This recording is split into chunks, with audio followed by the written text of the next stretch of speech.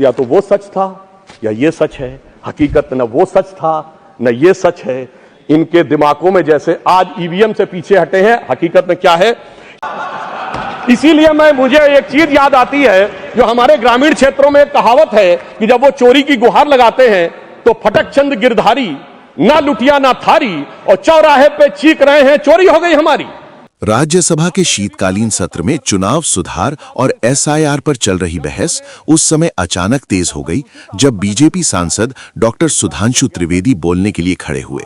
उन्होंने शुरुआत में कहा कि भारत इस पूरे क्षेत्र में एकमात्र ऐसा देश है जहां लोकतंत्र सच में जिंदा और मजबूत है। कई देशों ने लोकतंत्र को अपनाने की कोशिश की लेकिन टिक नहीं पाए। वहीं भारत ने पिछले 7 दशकों में बार-बार सत्ता बदलने के बावजूद अपनी व्यवस्था को संभाले रखा है। त्रिवेदी ने विपक्ष पर आरोप लगाया कि वह चुनाव आयोग, ईवीएम और एसआईआर जैसी प्रक्रियाओं पर लगातार शक पैदा कर रहा है, जबकि इन्हीं व्यवस्थाओं के तहत विपक्षी दल कई बार जीतते भी रहे हैं।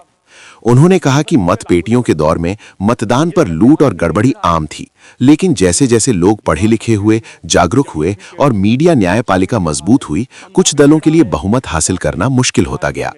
एसआईआर पर बोलते हुए उन्होंने कहा कि मतदाता सूची की सफाई किसी साजिश का हिस्सा नहीं, बल्कि लोकतंत्र को मजबूत करने की एक जरूरी प्रक्रिया है, ताकि फर्जी वोटर और डुप्लीकेट नाम हटाए जा सकें। उन्होंने ये भी कहा कि घुसपैठ, अवैध मतदाता या सुरक्षा से जुड़े मुद्दों पर बात होते ही कुछ दल हमेशा विरोध में खड़े दिखाई देते हैं, फिर चाहे बात वोटर आईडी की हो, सीएए के कागजात की या वक्फ बोर्ड की जमीन की। प्राचीन काल में अश्वमेध यज्ञ होता था, तो अश्वमेध यज्ञ का घोड़ा छोड़ा जाता था। मैं यहां कैवियट लगा कह दूं, मैं किसी के व्यक्तिगत अपमान के लिए नहीं, उपमान के लिए कह रहा हूं, ठीक, फॉर द सिमिली।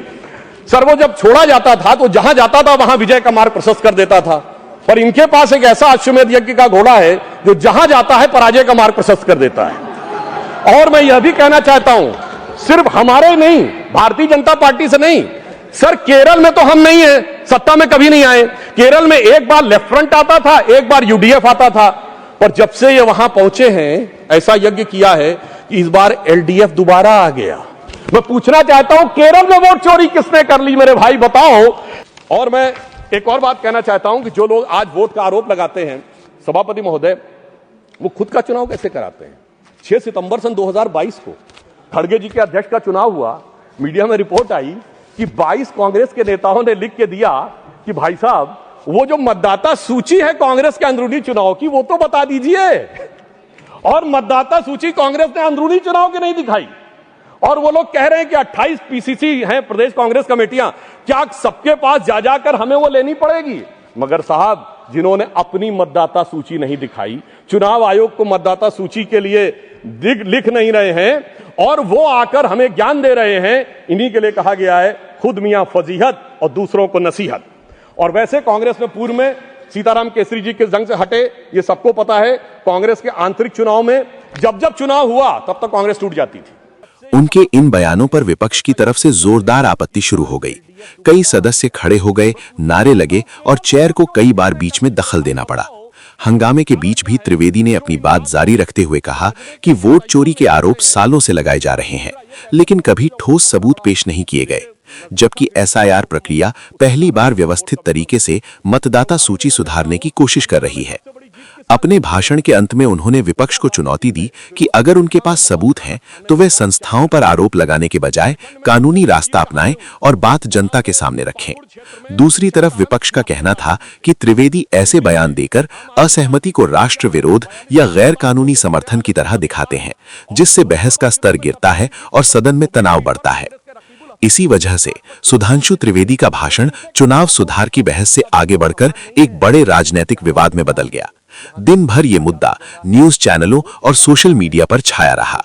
फिलहाल इस वीडियो में इतना ही। अगर जानकारी काम की लगी हो तो वीडियो को लाइक और शेयर करें। महोदय, महात्मा गांधी चाहते थे कि नेहरू आए, मगर फिर भी प्रदेश कमेटियों ने नहीं भेजा। आज मैं कहना चाहता हूं, सोनिया गांधी जी ने चाहा तो कम से कम प्रदेश कमेटियों ने खड़गे जी का नाम तो भेज दिया। मतलब आज सोनिया गांधी जी उस समय की महात्मा गांधी ज्यादा ताकतवर दिख रही हैं और खड़गे जी नेहरू जी से ज्यादा ताकतवर दिख रहे हैं। कम से कम इस बात को इनको समझना चाहिए। और उससे पहले सभापति महोदय, आजादी से पहले के दौर में 1916 में इन्होंने सेपरेट इलेक्ट्रेट मान लिए मुस्लिम लीग के। और आज की जनरेशन को ना पता हो सर, पृथक निर्वाचन क्षेत्र जानते क्या होते थे? कोई रिजर्व कॉन्स्टिट्यूंसी नहीं थी, प्रत्याशी भी मुस्लिम होगा, वोट देने वाला भी मुस्लिम होगा।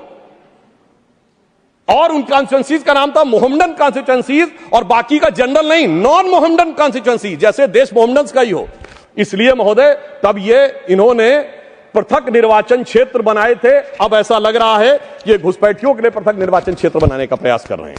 अब जो एसआईआर के ऊपर इनको आपत्ति है, तो मैं सिर्फ एक फैक्ट रखना चाहता हूं, बिहार में सीमांचल से जुड़े तमाम जिलों के अंदर कुल आबादी से 125% आधार कार्ड है। उसके बाद इनको नहीं लगता कि उसकी जांच होनी चाहिए। यदि 5 महीने के अंदर 5-5 लाख लोग रेजिडेंसी के लिए अप्लाई कर रहे हैं और ज्यादातर के आधार कार्ड बंगाल के सीमावर्ती जिलों से बने हुए हैं, इन्हें नहीं लगता कि उसके ऊपर होना चाहिए। मैं याद दिलाना चाहता हूं, अगस्त 2005 में ममता बनर्जी जी, हाँ जी बिल्कुल, आप बैठिए, बिल्कुल साहब, ये सबको पता है, बिल्कुल ये रिकॉर्ड है, आप सुनिए, और ऑथेंटिक बोल रहा हूं सभापति महोदय। अभी इनके लिए और समस्या होने वाली है सर। अगस्त 2005 में भारत की संसद में ममता बनर्जी जी ने भारत के इतिहास में सबसे अलग घटना की, जब स्पीकर के ऊपर फेंक दी थी फाइल। क्योंकि वो कह रही थी घुसपैठियों पे चर्चा नहीं कराई जा रही है। मगर आज ये लोग कैसे बदल गए, इसे देख के मुझे याद आता है सभापति जी कि देख तेरे संसार की हालत। और मैं एक और बात कहना चाहता हूं, जो लोग कहते हैं चुनाव आयोग ठीक काम नहीं कर रहा वगैरह वगैरह, तो मैं कहना चाहता हूं जरा उत्तर से दक्षिण तक देखिए। चुनाव आयोग कश्मीर में अच्छा काम करता है, पंजाब में अच्छा काम करता है, हिमाचल में अच्छा काम करता है, सर हरियाणा में गड़बड़ कर देता है, फिर उत्तराखंड में गड़बड़ कर देता है, राजस्थान में सर 2018 में सही काम करता है, 2023 में गड़बड़ कर देता है, फिर यूपी गड़बड़ करता है, बिहार गड़बड़ करता है, झारखंड ठीक कर देता है। क्या बताएं, मध्य प्रदेश में पहले तो अच्छा किया था, इस बार गड़बड़ कर देता है। छत्तीसगढ़ 18 में ठीक किया था, 23 में गड़बड़ कर देता है। गुजरात तो गड़बड़ करता है, बंगाल बहुत अच्छा कर देता है, फिर तेलंगाना अच्छा करता है सर, फिर तमिलनाडु अच्छा करता है, फिर कर्नाटक अच्छा करता है, केरल अच्छा करता है, असम में गड़बड़ कर देता है। मुझे लगता है कि देश की जनता को मूर्ख समझने का प्रयास नहीं करना चाहिए। ऊपर से अपनी सुविधा के अनुसार जो आप चयन करने का प्रयास करते हैं वो नहीं करना चाहिए। और मैं ये भी बताना चाहता हूं कि इन लोगों की जहां तक बात है, संवैधानिक संस्थाओं में किसका अपमान नहीं हुआ। राष्ट्रपति की ताकत इनके दौर में घटाई गई, कमिटेड जुडिशरी की बात इनके दौर में हुई, और तो और सर प्रधानमंत्री के ऊपर सुपर पीएम इनके जमाने में आके बैठा। भारत के इतिहास में इकलौता उदाहरण, जब दर्जा प्राप्त कैबिनेट मंत्री का दर्जा प्रधानमंत्री से राजनीतिक रूप से ऊपर था और विदेश से आने वाले लोग उनसे मिला करते थे, नेशनल एडवाइजरी काउंसिल का चेयरमैन, तो वो लोग आकर जब कैबिनेट का पर्चा फाड़ा गया, वो तो एक अलग बात थी। नहीं है, देश की हर व्यवस्था के बारे में दुष्प्रचार करना है। इन्होंने रफाल के बारे में दुष्प्रचार किया। इन्होंने जाकर उस समय कहा, 20 जुलाई 2018 को लोकसभा में आके कहा कि फ्रांस के राष्ट्रपति से बात हुई और उन्होंने रफाल के लेकर आपत्ति दर्ज की। शाम तक फ्रांस की सरकार का खंडन आ गया। 2019 में इसी मुद्दे के ऊपर चौकीदार चोर कहने पे सर्वोच्च न्यायालय से माफी मांगनी पड़ी। अगर उसके बाद आप देखें, इन्होंने सर्जिकल स्ट्राइक पर सेना के बारे में दुष्प्रचार किया, बालाकोट में एयरफोर्स के बारे में दुष्प्रचार किया, और उसके बाद अगर आप देखें तो उन्होंने भारत की अर्थव्यवस्था को लेकर कहा। देश और राजनीति की हर अहम खबर सबसे पहले पाने के लिए चैनल को सब्सक्राइब करें और बेल आइकॉन जरूर दबाएं।